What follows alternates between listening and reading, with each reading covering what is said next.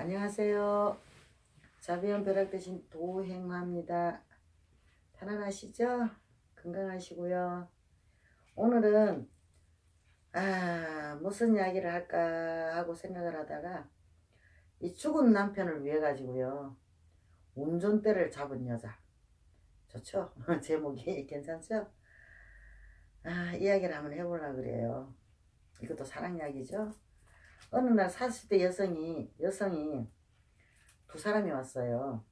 점사를 보러 왔는데 그 여성들이 돌아오는데 뒤따라 돌아오는 남자 영가가 있는 거예요. 그 영가가 뒤따라 돌아오면서 울면서 그 여성을 따라 돌아오는 겁니다. 그 영가가. 그래서 제가 그랬죠. 사주도 묻기 전에 뒤따라 젊은 영가가 있는데 울고 있다고. 그러니 누구냐고 물어봤죠. 물어봤더니 한 여성이 대성통곡을 합니다. 그 자리에 앉아가지고. 근데 그 여성은 꼭 남자같이 해가 댕겨요. 처음에 나는 그 여자가 여자 아닌 줄 알았어요. 근데 나중에 우는 걸 보니까 여자더라고요. 머리도 스포츠하고 잠바다 걸치고 이래가지고 꼭 이게 남자같이 털이 좋아요. 덩치가 있어가지고 꼭 남자같이 해가지고 들어왔거든요. 그래서 이 남자인 줄 알았는데 우는 거 보니까 여자더라고요. 그래서 이제 우는 건 이제 어느 정도 좀 잦아질 때 이제 이야기가 시작이 됐죠.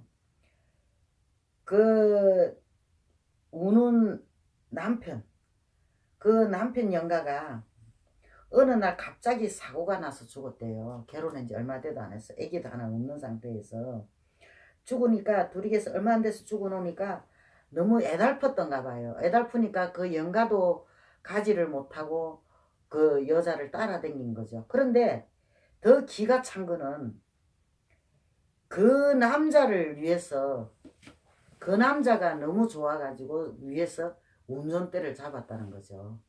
그리고 그게 남자처럼 몸을 꾸미고 댕겼던 거고요.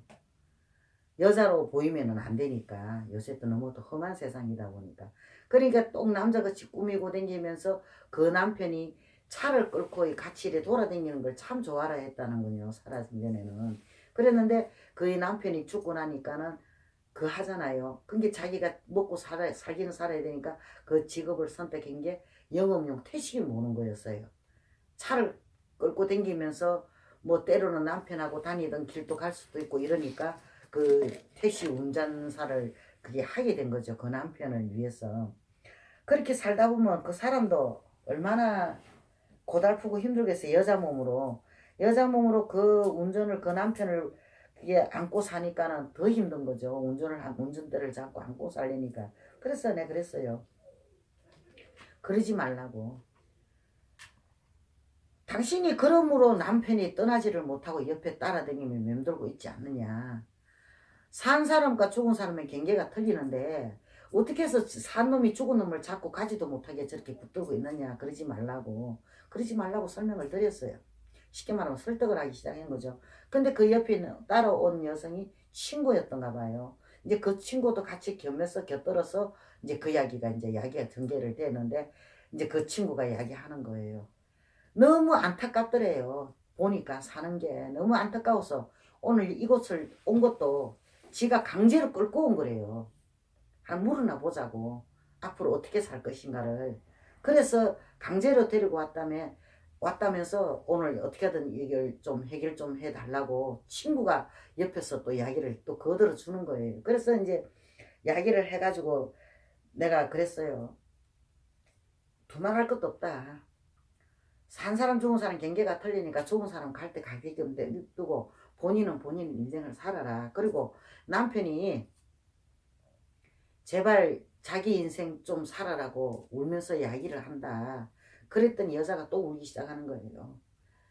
그러니까 천도제를 올려서 남편은 보내드리고 니는 네 인생을 좀 제대로 한번 살아봐라. 좋은 사람 만나서 좀 한 가정도 꾸려가지고 나이가 더 먹기 전에 네 인생을 살아봐야 되지 않겠느냐고 내가 설득을 했죠. 그리고 그 남편이 원하는 것도 그거였으니까요. 남편이 울고 울면서 따라다니는 이유도 이 여자의 행복을 바랬던 거죠. 그래서 쟤를 설득하는데 시간이 상당히 걸렸어요. 하여튼 그래가지고 그 쟤를 올리게 됐는데 쟤를 올리는 순간에도 막 눈물바다가 된 거예요. 그 남편을 놓지를 못해가지고 자기는 평생 그걸 안고 갈라 그랬던가 봐요. 혼자 남자처럼 꾸며가 살면서 성격도 이제 많이 변했죠. 거칠어지고 여자란 그것을 티를 안 내려고 하다 보니까 그러니까 자기 인생이 없어진 거죠. 쉽게 말하면 없이 남편 인생을 대신 살고 있었던 거죠. 얼마나 안타까운 일입니까, 그죠? 그래서 그 죄를 올리고 하면서 울면서 남편이 이제 또 나한테 접신이 돼가 그 말을 전달을 해주고 또 옆에 친구도 옆에서 그거 들어주고 이러면서 이제 그 순간에 이제 그 여자를 설득을 시키고 이해를 시키고 이제 그걸 하는 거예요. 쉽게 말하면은 죽은 사람 보내는 것도 산 사람 마음을 달래줘야만이 죽은 사람이 갈 수 있는 거거든요. 그러니까 일단 산 사람을 풀어야 될 거 아닙니까, 그죠? 그래가지고 그 산 사람을 마음에 달려가지고 이제 죽은 사람을 이제 보내기로 이제 한 거예요. 했는데 자기도 그러는 거예요. 이제 그때서 그 결정을 하고 난 뒤에 이야기를 하는 거예요. 자기도 그걸 품고 사는데 너무나 힘들었다고. 너무나 아팠다고. 진짜 죽고 싶을 때가 몇 번이고 있었다고. 자기 목숨 자기가 끊으려고 생각도 참 많이 했었다고 그 이야기를 하더라고요. 울면서 그러면서 남편한테 그래요. 그래 좋은 데 가라고. 가면은 나도 내 인생 참 행복하게 살겠다고 서로가 그렇게 인사를 하더라고요. 그래서 그걸 쳐다보니까 진짜 막 그 나도 눈물을 뭐 엄청 흘렸죠. 뭐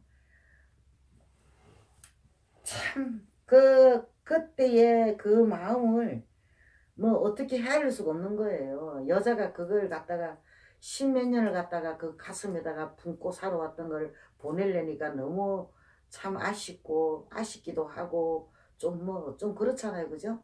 그런데 이제 그 여자가 결정을 해가지고 자기 마음을 풀고 남편을 낳아주기로 결정을 하니까 남편이 웃더라고요. 웃으면서 이제는 나는 갈 수 있다. 갈 수 있다 간다고. 그러니까 부디 행복하게 잘 살아라고. 그러면서 그날 그 죄를 마쳤거든요.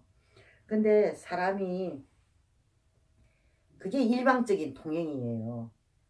쉽게 말하면 그 여자분은 그 남편을 위해서 그랬다 하지만 절대 그 남편을 위한 게 아니었거든요.